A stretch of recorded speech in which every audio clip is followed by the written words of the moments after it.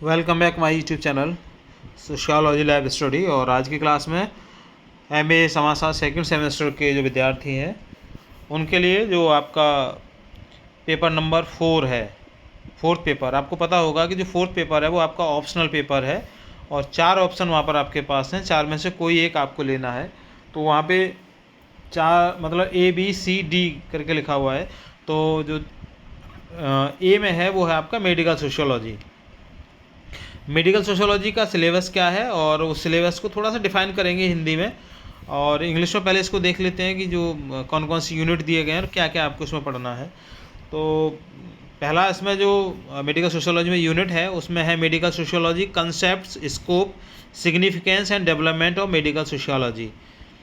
Unit number second में है health, concept of health, dimensions and determinants of health, health behaviour. Unit third है illness, concept of illness, culture and diseases, attitudes, illness behaviour. Unit 4 है sick role, doctor patient role, relationship.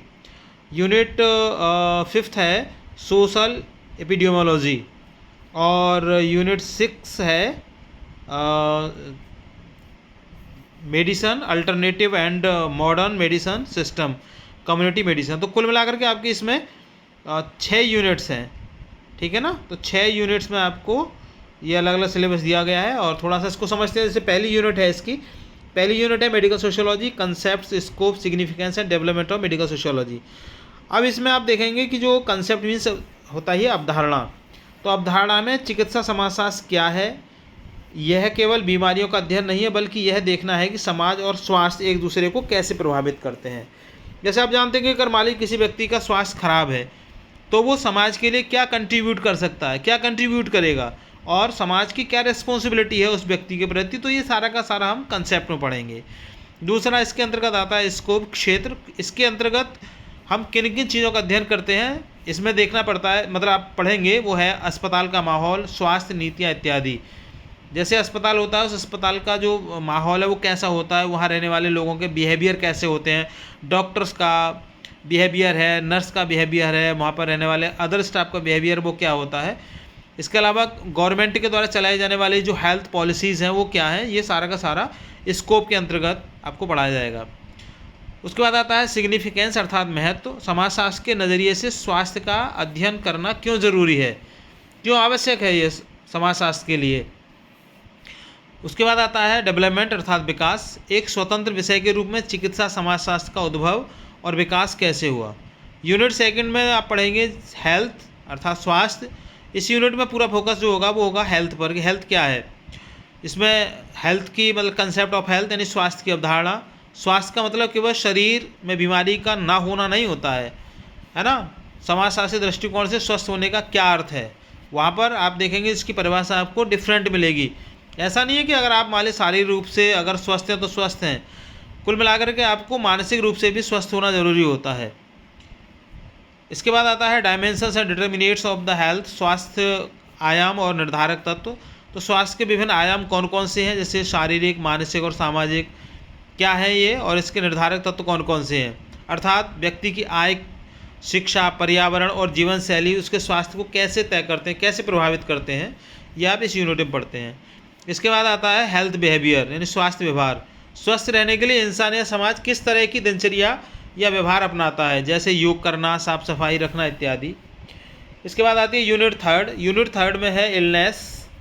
Illness means बीमारी का एहसास, और diseases मतलब जैविक रोग।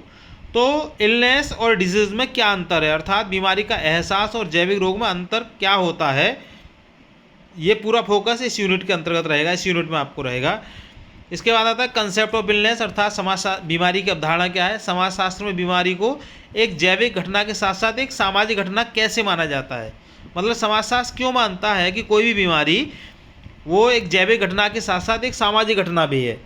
इसके आगे है संस्कृति और बीमारियों के प्रति दृष्टिकोण क्या है, कल्चर एंड डिजीजेस, एटीट्यूड्स अर्थात अलग अलग संस्कृतियों में बीमारियों को देखने का नज़रिया कौन कौन सा है, किस तरीके से अलग अलग संस्कृतियों में बीमारियों को किस नज़रिए से देखा जाता है। जैसे कुछ ग्रामीण या जनजातीय समाजों में आज भी किसी बीमारी को दैवीय प्रकोप या अंधविश्वास से जोड़ करके देखा जाता है। मान लीजिए किसी को मेंटली कोई भी डिसीज है यानी कोई मानसिक बीमारी है, तो गांव में आप देखेंगे तो उसको लोग भूत मान लेते हैं, किसी को दौरे पड़ते हैं तो लोग उसको भूत मान लेते हैं, प्रेत का साया मान लेते हैं। तो ये क्या है, इसका जो सोशोलॉजिकल एटीट्यूड क्या है वो इस चैप्टर के अंतर्गत या इस यूनिट के अंतर्गत आप उसका अध्ययन करेंगे।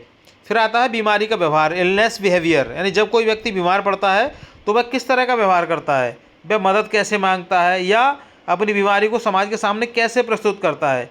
तो किस तरह, तमाम तरह की बीमारियां होती हैं लोगों के लिए, कुछ खतरनाक बीमारियां होती हैं, कुछ जानलेवा बीमारियां भी होती हैं, है ना। कुछ ऐसी बीमारियां होती हैं कि जिनके नाम से व्यक्ति दहशत में आ जाता है और वो व्यक्ति बीमारी से नहीं बल्कि दहशत से, डर से मर जाता है। तो इलनेस बिहेवियर, तो ये आप इस यूनिट में पढ़ेंगे। फिर आती है यूनिट नंबर 4, इसमें है sick role and doctor patient relationship, अर्थात बीमार की भूमिका और डॉक्टर मरीज संबंध। ये चिकित्सा समाजशास्त्र की सबसे महत्वपूर्ण और एकदम रोचक यूनिट है। क्यों? क्योंकि बीमार की भूमिका, इसमें हम जो आप पढ़ेंगे वो प्रसिद्ध समाजशास्त्री जो टालकट पार्सन्स हैं उनका सिद्धांत आपको पढ़ाया जाएगा। अर्थात जब कोई व्यक्ति बीमार होता है तो समाज उससे कुछ खास व्यवहार की उम्मीद करता है, जैसे उसे काम से छुट्टी मिल जाती है ना, लोग उसके साथ सिंपैथी दिखाने लग जाते हैं, लेकिन उससे उम्मीद की जाती है कि वह जल्दी ठीक होने के लिए डॉक्टर के पास जाए। ऐसा नहीं है कि वो बीमार व्यक्ति है तो उसको छुट्टी मिल गई, अब वो अपने घर पे बैठ के अपना आराम कर रहा है, अपने घर का काम कर रहा है, डॉक्टर के पास जा ही नहीं रहा है ना। तो ये सारा का सारा इसमें आप ना टालकट पार्सन्स की थ्योरीज है वो आपको इसमें पढ़ाया जाएगा।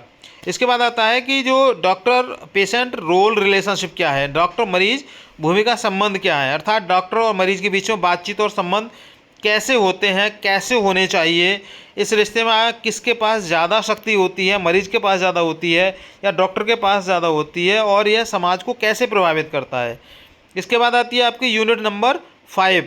यूनिट नंबर 5 में है सामाजिक महामारी विज्ञान, अर्थात सोशल एपिडेमियोलॉजी। महामारी विज्ञान, एपिडेमियोलॉजी बीमारियों के फैलने का विज्ञान है, मतलब बीमारी क्यों फैलती हैं, क्या कारण होता है इसका, अर्थात सामाजिक महामारी विज्ञान। इसमें आप पढ़ेंगे कि जो समाज के भीतर विभिन्न बीमारियां किस तरह से और किन वर्गों में फैलती हैं, क्या किसी विशेष बीमारी का प्रभाव अमीरों और गरीबों पर अलग अलग पड़ता है, बीमारी गरीब को अलग प्रभावित करती है, अमीर को अलग प्रभावित करती है। इसके साथ ही जेंडर यानी लिंग, जाति या वर्ग के आधार पर बीमारियों का वितरण और पैटर्न कैसा है, किस वर्ग में कौन सी बीमारी ज़्यादा प्रभावित करती है, कौन सी बीमारी कम प्रभावित करती है ना, क्योंकि इसको हम समाजशास्त्री पर्सपेक्टिव से देख रहे हैं। इसके बाद यूनिट नंबर 6 आती है, इसमें है चिकित्सा प्रणालियाँ अर्थात मेडिसिन सिस्टम। इस यूनिट में आप देखेंगे कि जो इलाज के जो विभिन्न समाज जो तरीके हैं, इलाज के जो तरीके हैं उनका समाजशास्त्रीय विश्लेषण कैसे करते हैं, कैसे समाजशास्त्रीय विश्लेषण किया जाता है, अर्थात वैकल्पिक और आधुनिक चिकित्सा प्रणाली, alternate and modern medicine system. आधुनिक चिकित्सा प्रणाली अर्थात जो एलोपैथी है, और वैकल्पिक चिकित्सा जैसे आयुर्वेद है, होम्योपैथी है, यूनानी है ना, आयुष है। ये जो प्रणालियाँ हैं इनके बीच में अंतर क्या क्या है, और इसके साथ ही समाज में इनकी स्वीकार्यता कैसी है, कि जो समाज है वो एलोपैथी को ज़्यादा स्वीकार करता है या आयुर्वेद को ज़्यादा स्वीकार करता है, होम्योपैथी को ज़्यादा स्वीकार करता है या यूनानी मेडिसिन को, यूनानी जो चिकित्सा पद्धति है उसको ज़्यादा स्वीकार करता है, और क्यों करता है। इनमें से एलोपैथी को ज़्यादा स्वीकार लोग क्यों करते हैं, क्या कारण है इसका, ये इसका जो समाजशास्त्रीय विश्लेषण इस यूनिट के अंतर्गत आप पढ़ेंगे। इसके बाद आता है इसमें कम्युनिटी मेडिसिन, अर्थात किसी एक व्यक्ति का नहीं बल्कि पूरे समाज या समुदाय के स्वास्थ्य को बेहतर बनाने के लिए कौन से कदम उठाए जाते हैं। जैसे आपने देखा होगा पल्स पोलियो अभियान था पीछे, टीकाकरण अभियान या स्वच्छता अभियान, इस प्रकार के जो अभियान हैं वो आप कम्युनिटी मेडिसिन या सामुदायिक चिकित्सा के अंतर्गत आप इसमें पढ़ेंगे। तो इस तरह से आपका जो सिलेबस है उस सिलेबस को पूरा मैंने यहाँ पर समझाने का प्रयास किया है। फिर भी कहीं कोई क्वेरी है तो कमेंट सेक्शन खुला हुआ है, आप आराम से वहाँ पर कमेंट्स करके मुझे बता सकते हैं। मैं कोशिश करूँगा कि आपके उस प्रश्न का उत्तर वहाँ पर दे दिया जाए। तो चैनल पर नए हैं, विशेष निवेदन कि आप इसको सब्सक्राइब कर लीजिए, वीडियो पसंद आए लाइक शेयर कीजिएगा। चैनल पर जुड़ने के लिए थैंक यू। मिलेंगे अगली क्लास में, तब तक के लिए जय हिंद।